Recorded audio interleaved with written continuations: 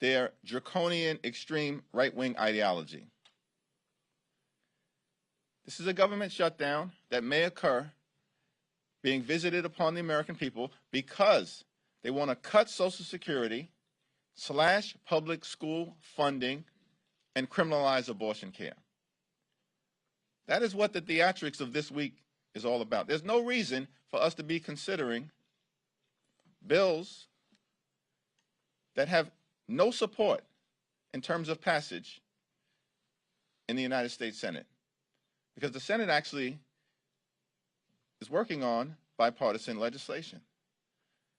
What the extreme MAGA Republicans are effectively saying to us, unless you cut Social Security, slash public school funding, criminalize abortion care, and do a whole host of other extreme right-wing things that they want to jam down the throats of the American people, we're shutting down the government.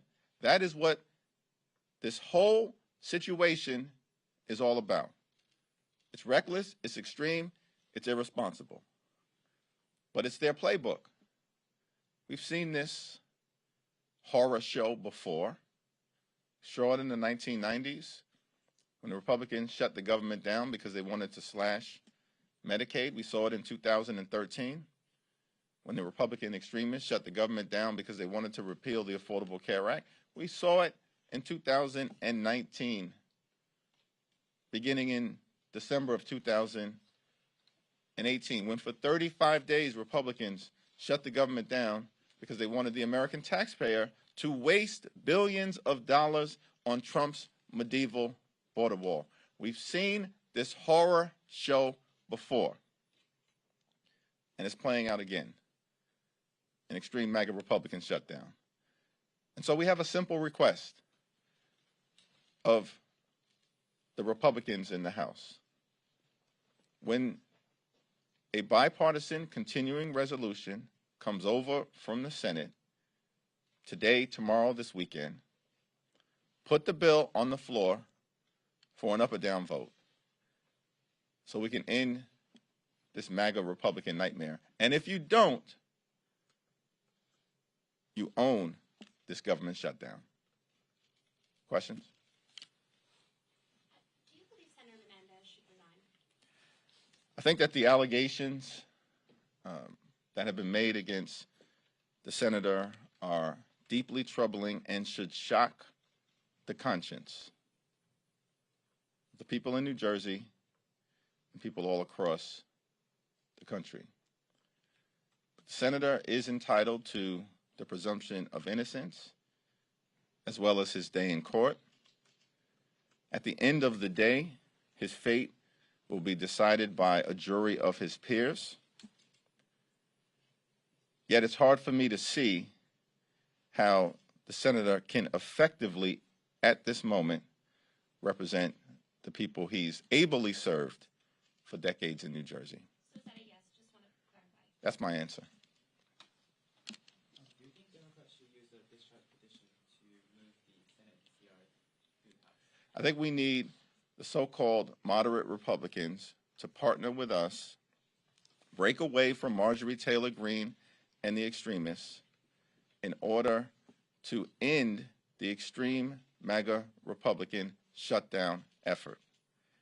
All options are on the table procedurally in terms of avoiding a shutdown. House Democrats stand ready. We have a bipartisan bill that does three things that we have said are important for the American people. One, continue funding at the fiscal 2023 levels.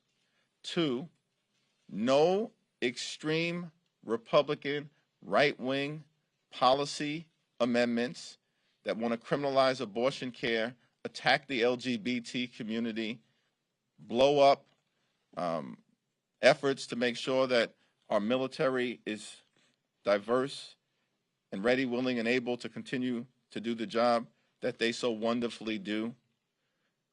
But instead, we have efforts like stripping away the Secretary of Defense's salary and dropping it down to $1, and they all support it. These are partisan political games that they're playing.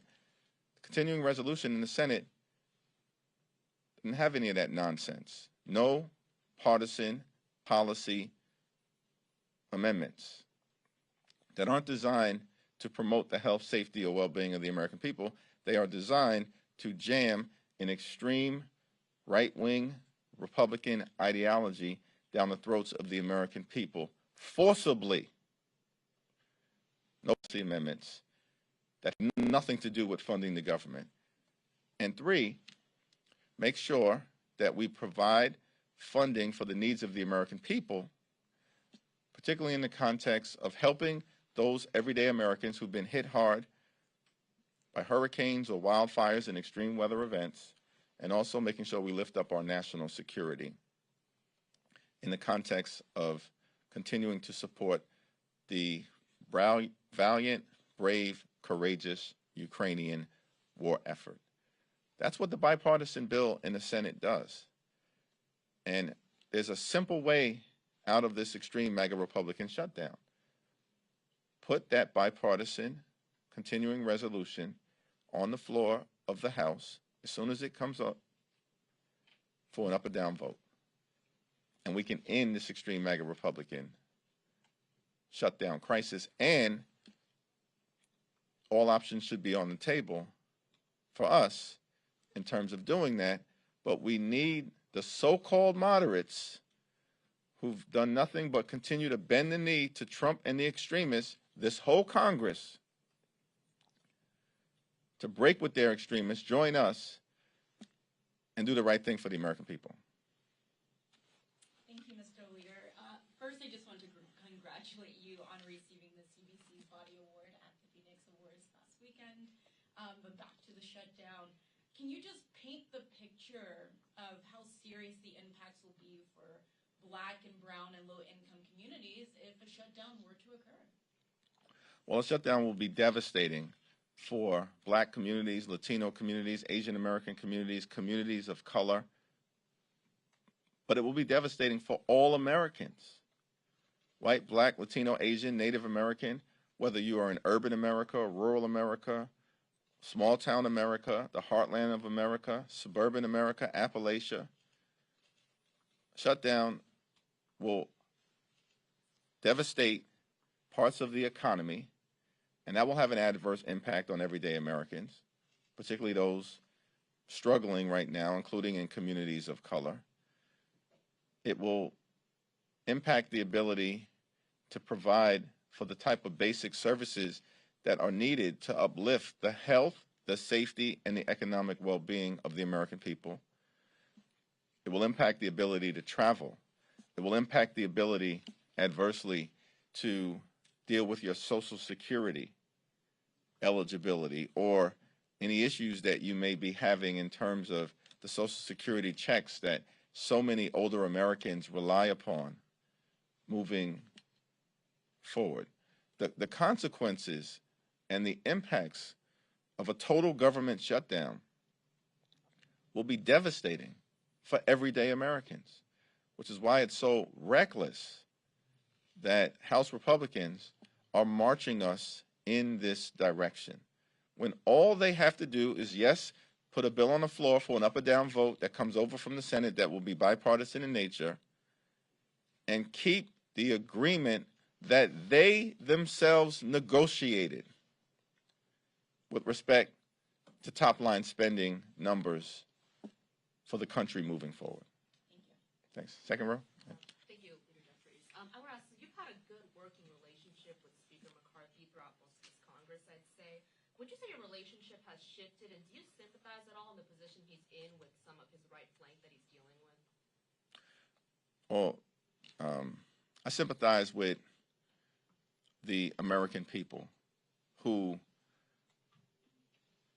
are dealing with a situation where we as members of Congress should be focused, as Democrats are, on solving problems on behalf of hardworking American taxpayers, lowering costs, fighting for better paying jobs, safer communities, building an economy that is healthy from the middle out and the bottom up, putting people over politics.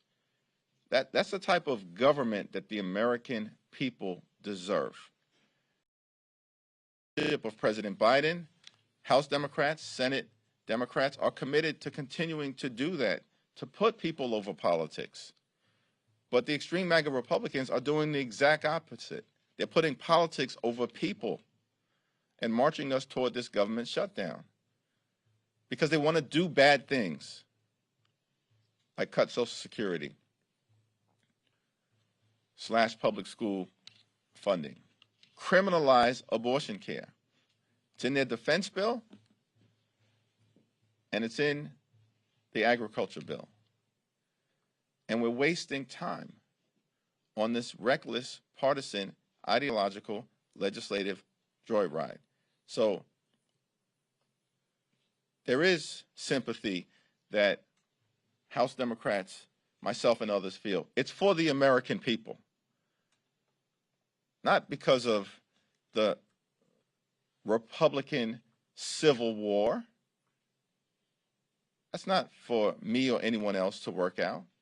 But they should end this Civil War because it's adversely impacting and hurting the American people. Thanks. There are a few New York Republicans, Mr. Lawler, for example, says he's willing to work with Democrats, get something done to avoid this. Any conversations you've had, any possible exit strategies? I suspect there's federal workers who, like any life raft, they get by. There is zero evidence that Mike Lawler or any of the so-called moderate Republicans in New York or anywhere else throughout this nation are willing to work with House Democrats to end this extreme MAGA Republican shutdown crisis. Zero evidence. Because there's a discharge petition that is live at this very moment that has 213 Democratic signatures. That is a vehicle that is available right now to end the extreme MAGA Republican government shutdown crisis. And the Republicans are missing in action, nowhere to be found. Talk a good game, but nowhere to be found. On a discharge petition, that is an available vehicle, among other options that we might have accessible to us to end the shutdown crisis. As I mentioned from the very beginning, we are ready, willing, and able to find common ground with House Republicans to make life better for everyday Americans in any way possible. But we need willing partners. And those partners may talk a good game, but they are missing in action. And every single time they've had an opportunity to do the right thing, instead of standing up for the American people, they join Marjorie Taylor Greene and the right-wing extremists in voting against the interests of the American people. That same group talks a good game, voted with Marjorie Taylor Greene and the extreme MAGA Republicans to criminalize abortion care. The same group that talks a good game voted with Marjorie Taylor Greene and the extreme MAGA Republicans to put polluters over people. The same group that likes to talk a good game voted with Marjorie Taylor Greene and the extreme MAGA Republicans to cut government funding by north of 20% as part of their effort to threaten America with a catastrophic default on our nation's debt for the first time in American history in a manner that would crash the economy. Every single opportunity these so-called moderate Republicans have had to partner with Democrats in a bipartisan way and do the right thing for everyday Americans, they join Marjorie Taylor Greene and the extremists. And yet we stand ready to partner with them this time around. But the onus is on them. Don't talk about it, be about it. That's what we say in Brooklyn. Sir, do you expect any Democrats to support the stopgap funding bill that the Speaker is going to put on the floor later this week? No. the issue with it? Is it the border initiatives, the HR 2? So there is a bipartisan agreement that meets the needs of the American people, that would keep the government open, that is working its way through the Senate, that continues spending at the fiscal 2023 level, that is free of any extreme policy, partisan, poison pill riders, and that funds the effort to provide disaster relief to Americans who've been hit by extreme weather events, and supports our continuing effort and that of the free world in standing behind the Ukrainian people. That is the only continuing resolution that should be put before the House for an up or down vote. Anything else is an effort to march us toward a government shutdown if we are unwilling to pay their ransom note. That's their ransom note. Cut Social Security, slash public school funding, criminalize abortion care. That is their ransom note. That's why we're going through this exercise. That's why I'm pretty confident that any partisan CR, which, by the way, decimates the Social Security Administration. And why would they do that when they know that tens of millions of seniors rely on Social Security? It's because they want to cut Social Security. And in order to cut Social Security, what would you do? Blow up the Social Security Administration. That's what their partisan continuing resolution would do.